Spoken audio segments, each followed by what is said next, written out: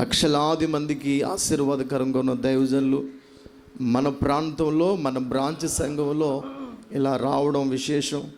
ఈ సమయంలో దైవజనులు, ఆత్మీయ నాయకులు, మరి ఐఎఫ్జే ఉద్యమ నాయకులను ఈ సమయంలో దేవుని వాక్యం అందించాలని దైవజన్ని కోరుతూ దైవజనులకి అవకాశం ఇస్తూ ఉన్నాను.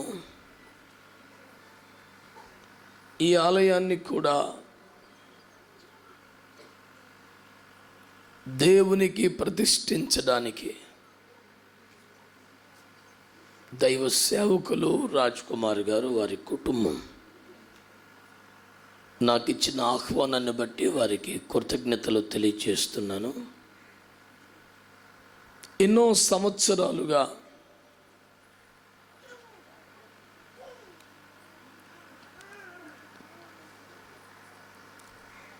మాతో వారికి ఏర్పడినటువంటి అనుబంధం, సహవాసం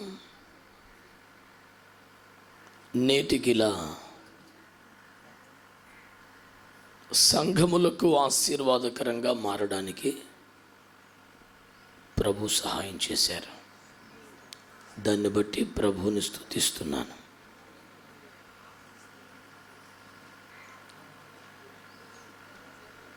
ఇది నాన్న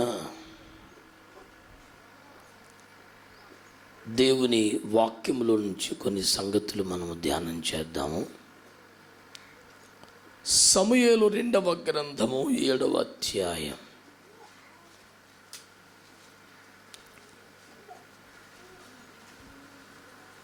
సమూయేలు 2వ గ్రంథము 7వ అధ్యాయం.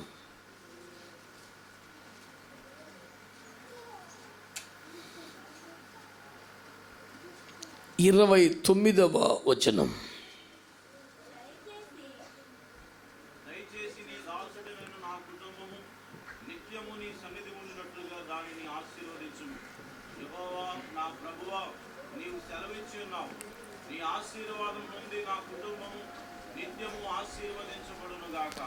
దేవునికి స్తోత్రం కలుగునుగాక. హల్లెలూయా. దేవుని బిడ్డలారా, దైవజనుడైనటువంటి దావీదు చేసినటువంటి ప్రార్థన మీరందరూ కూడా తలలు పైకెత్తి నా వైపు చూస్తూ దేవుని మాటలు వినాలి. ఇప్పుడు చదువుకోవటం కాదు, బైబిల్ చెప్పేటప్పుడు వినాలి. దావీదు తన జీవితంలో ఎన్నో అనుభవాలు చూశాడు. వృద్ధాప్యములో చివరి దశలో మాట్లాడుతున్న మాటలేవి. జీవితపు ఉత్థాన పతనాలు చూసిన దైవజనుడు. ఎన్నమండుగురు సంతానములో 8వ వాడై కన్న తండ్రి చేతనే గుర్తింపు పొందనివాడు. వీడు కూడా నా కొడుకే అని చెప్పడానికి కూడా వాళ్ళ నాన్నకి ఇంట్రెస్ట్ రాలేదు. చరిత్రలో ఎప్పుడైనా ఎక్కడైనా భూమి మీద ఎవడు ప్రేమించకపోయినా అమ్మా నాన్న ప్రేమిస్తారంటారు కదా. దావీదుకైతే తండ్రి ప్రేమ అంతగా దక్కలేదు. తల్లి ప్రేమ, తల్లి ప్రార్థనలే అంత పెద్దోన్ని చేశాయి.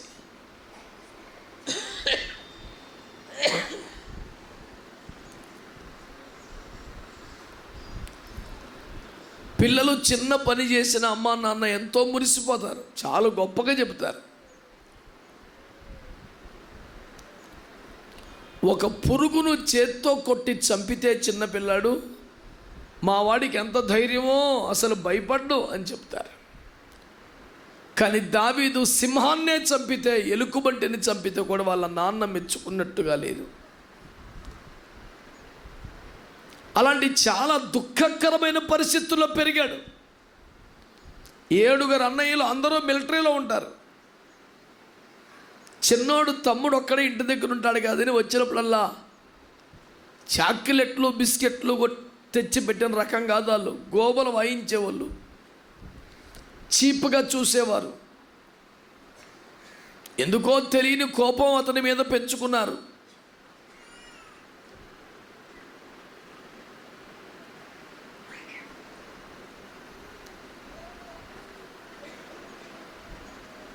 ఇలా జీవితం అంతా కష్టాలే, శ్రమలే, నిందలే, పోరాటాలే, అవమానాలే. తీరా గొలియాతును చంపి దేశం పరువు కాపాడి రాజుగారు కుర్చీ కాపాడితే అతడే చంపడానికి తిరుగుతాడు. ఇంట్లోకి వెళ్ళినా, మందను కైటకు అడవిలోకి వెళ్ళినా, శత్రువును చంపి రాజ్యానికే మేలుగా మారిన సౌలు ఆయుధాలు మోస్తూ అతనికి సహకరించిన, భోజనానికి పిలిచి చంపాలని బల్లెం విసిరాడు.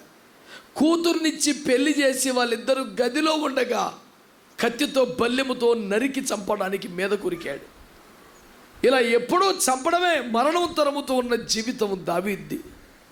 ప్రతి ఉపద్రవములో దేవుడు కాపాడాడు, ప్రతి కష్టములో దేవుడు తోడుగా ఉన్నాడు. దావీదునకు కలిగిన ఉపద్రవములన్నింటిలోంచి అతను విడిపించిన యెహోవా అంటూ అతడు ప్రస్తుతించి ఆరాధన చేశాడు. ఇలా జీవితంలో రాజయ్యాక 40 సంవత్సరాల పాటు కుర్చీ మీద కూర్చున్నాడే కానీ 40 సంవత్సరాలు ఏదో ఒక యుద్ధం పోరాడుతూనే ఉన్నాడు. బ్రతుకంతా పోరాటమే. ఇలాంటి పెద్ద మనిషి వృద్ధాప్యంలోకి వచ్చాక ఈ మాట అన్నాడు.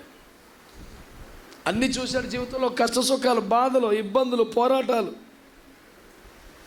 అన్నీ చూసాయా. నా కుటుంబానికి నువ్వు ఒక ఆశీర్వాదాన్ని ఇవ్వా. చిన్నప్పటి నుంచి నీ కొరకే బతికాను, నీ పనిలో ఉన్నాను, నీ మందను కాచాను, నీకు స్తుతిగానాలు చేశాను. 40 ఏండ్లుగా యుద్ధాలు చేసి నాకు వచ్చిన కష్టమంతా తెచ్చి మందిరంలోనే పెట్టాను. నీ కొరకు ఇంత చేశాను, నువ్వు అప్పగించిన ఇంత రాజ్యాన్ని పెద్ద సామ్రాజ్యంగా మార్చాను. నా సుఖభోగాల మీద మనసు పెట్టలేదు, యెహోవా యుద్ధములే చేశాను. ఎంత చేశాను కనుక నాకు ఒక ఆశీర్వాదం ఇవ్వాలి నువ్వు అని అడిగాడు. ఏం కావాలి కోరుకొని అన్నాను. దేవుడు అన్నాడు, ఒక రాజు ఏం కోరతాడు? ఐశ్వర్యం కోరతాడు, ఇంకా రాజ్య విస్తరణ కోరతాడు, లేదా తనని ఇబ్బంది పెట్టే శత్రువుల ప్రాణం తీయాలని చూస్తాడు. ప్రపంచంలోని రాజ్యమే ప్రఖ్యాతిగాంచిన రాజ్యమని పేరు కావాలని కోరుకుంటాడు. కానీ దావీదు దేవుణ్ణి ఏమి కోరాడు అంటే, నా కుటుంబము నీ సన్నిధిలో ఉండే ఆశీర్వాదం వేయ్యా అన్నాడు. స్తోత్రం చెప్పాలనిపించలేదు మీకు? నేను చెప్పమంటే చెప్తూ వింటారు బాబు. సొంతంగా స్తోత్రం చెప్పాలనిపించాలి కదా మీకు. ఇంత చిన్న గ్రామాన్ని ప్రేమించి దేవుడు దైవజనుడిని బలపరిచి ఇంత పెద్ద మందిరం కట్టించాడు కదా. మీరు అసలు స్తోత్రం చెప్పకుండా ఉండలేని పరిస్థితులు, నాన్ స్టాప్గా స్తోత్రాలు చెప్తూ ఉంటే, ఓ రాగండ్రా బాబు 4 మాటలు చెప్పాలి కదా అని మేము అనాలి. అలాగ ఉండాలి. అసలు మీరేమో స్తోత్రం చెప్పండి అంటే అప్పుడు అల్లేలి అంటున్నారు. సరిపోదు అలాగైతే.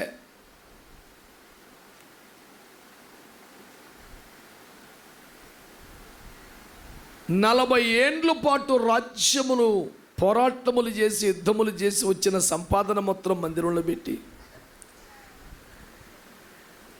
బాల్యము నుండి ఎన్నో పోరాటాల్లో అలిసి అవమానాలు పొందినటువంటి దావీదు, నేను జీవితంలో చాలా కష్టపడ్డానయ్యా, నీ కొరకు, నీ రాజ్యం కొరకు, నీ మందిరం కొరకే పోరాడానయ్యా, అందుచేత నాకు ఒక ఆశీర్వాదం కావాలి అని అడుగుతాడు. ఏంటయ్యా కావాలి నీకంటే, నా కుటుంబము నిత్యము నీ సన్నిధిలో ఉండే ఆశీర్వాదం నాకేమన్నాడు. దేవుని బిడ్డలారా, ఒక రాజుగారి జీవితమే కోరుకున్న ఆశీర్వాదం ఏంటో చూసారా? సుఖజీవనమో, ఆరోగ్య జీవనమో, ఐశ్వర్యమో, శత్రు ప్రాణమో, రాజ్యాకాంక్షనో ఏమైనా అడగొచ్చు. కానీ అది అడిగింది ఒకటే, నేను నా కుటుంబం ఎప్పుడు నీ సన్నిధిలో ఉండాలి, అలాంటి ఆశీర్వాదము నాకు ఇవ్వండి అని అడిగాడు. బిడ్డలారా, అంటే దేవుని సన్నిధి కన్నా గొప్ప ఆశీర్వాదం కోరుకోవటానికి రాజులుగా ఇంకేమీ లేదు. అందుకని పరిశుద్ధులెందరూ ఆయన సన్నిధి యొక్క గొప్పతనాన్ని గురించి పాటలు రాశారు. మనము కూడా పాడి దేవుణ్ణి మహిమపరుస్తున్నాం. బిడ్డలారా, మీ జీవితంలో ఆశీర్వాదం ఏంటి తెలుసా? స్వస్థత కాదు, అద్భుతాలు కాదు, డబ్బులు కాదు, పొలాలు కాదు, సంపద కాదు, గృహాలు కాదు, దేవుని సన్నిధిలో బ్రతకటానికి మించిన ఆశీర్వాదం ఇంకేమీ లేదు దేవుని బిడ్డలారా. హల్లెలూయా. నీ కొరకు ఇంత చేశాను కదా ప్రభువా, నాకు ఒక ఆశీర్వాదం ఇవ్వని అడుగుతున్నాడు. ఏం కావాలి కొడుక అంటే, నీ సన్నిధిలో నా కుటుంబంతో ఉండేలాంటి ఆశీర్వాదం, ఇంకేం అక్కర్లేదు నాకు అన్నాడు. ఎంత గొప్ప ఆశీర్వాదం అన్నమాట.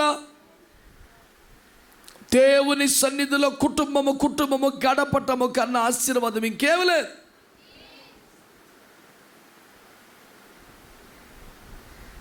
దేవుని సన్నిధి యొక్క విలువ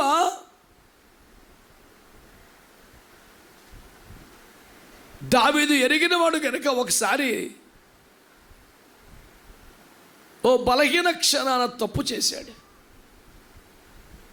ఎప్పుడైతే దైవజనుడు వచ్చి నువ్వు చేసిన తప్పు అని హెచ్చరించాడు, భయపడిపోయి గబగబా సింహాసనం దిగి ఉపవాసాలుండి భయంకరంగా ప్రార్థన చేశాడు.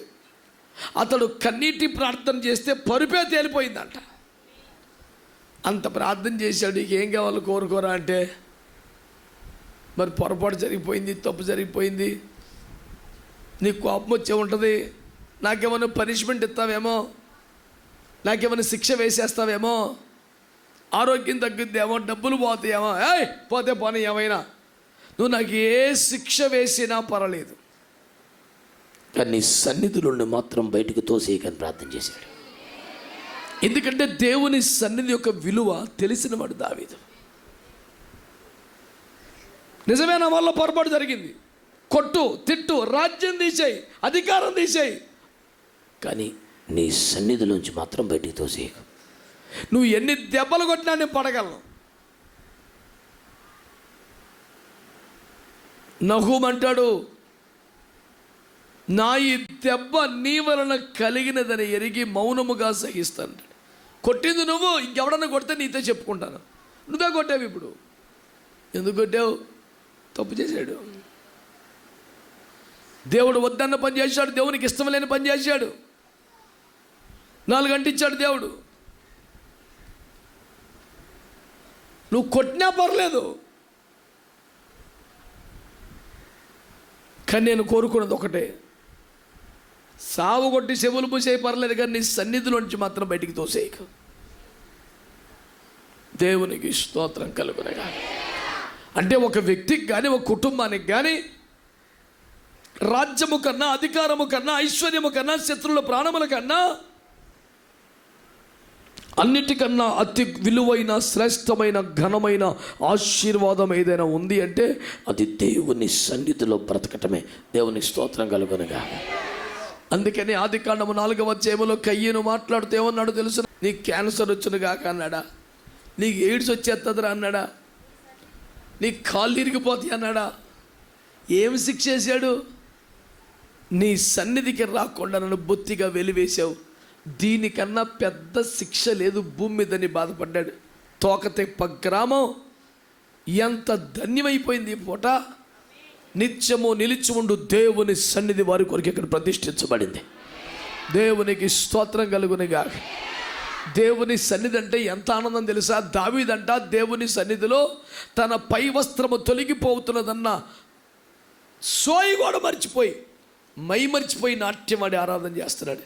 దేవుని సన్నిధి అంటే అంత భాగ్యం, దేవుని సన్నిధి అంటే అంత ఆశీర్వాదం, దేవుని సన్నిధి అంటే అంత గొప్ప సంపదకి మించినది, దేవుని సన్నిధికి మించిన ఆశీర్వాదం ఎవరికైనా, రాజులకే అంతకన్నా మించింది లేదంటే మనం ఏపాటు అలం. దేవునికి స్తోత్రం. దేవుని సన్నిధి కన్నా గొప్పది ఇంకేమీ లేదు. ఈ గ్రామానికి రోడ్లు ఉన్నాయా? గ్రామం కరెంట్ ఉందా? గ్రామంలో అభివృద్ధి ఉందా? గ్రామంలో సంపదలు ఉన్నాయా? గ్రామంలో వనరులు ఉన్నాయా? గ్రామంలో కోటీశ్వరులు ఉన్నారా? వాటికి మించింది గ్రామంలో దేవుని సన్నిధి ఉంది. కరువు వస్తే, కష్టం వస్తే, ఆపద వస్తే, ప్రమాదం వస్తే పరుగెత్తుకొని ప్రవేశించి ప్రార్థన చేసుకునే ఒక ఆశ్రయపురముగా దేవుడు ఒక మందిరాన్ని ఇక్కడ ఏర్పాటు చేశాడు. ఈ గ్రామ ప్రజలారా, చుట్టుపక్కల ఉంటున్న వారులారా, మీ కష్టములో, మీ శ్రమలో, మీ దుఃఖములో మిమ్మల్ని ఆదరించడానికి ఒక ఆశ్రయపురముగా దేవుడు మందిరాన్ని ఇచ్చాడు. ఇది మీకు మేలే, ఇది మీకు దీవెనే, ఇది మీకు ఆశీర్వాదమే, కానీ ఇది మీకు లేనిపోని తలకాయ నొప్పి కాదని, ఇది మీకు మేలు కలుగజేసే ఆశ్రయపురమని నేను దేవుని వాక్యం ద్వారా మీకు ప్రకటిస్తున్నాను. అందరం కలిసి దేవునికి స్తోత్రం చెబుదాం. హల్లెలూయా.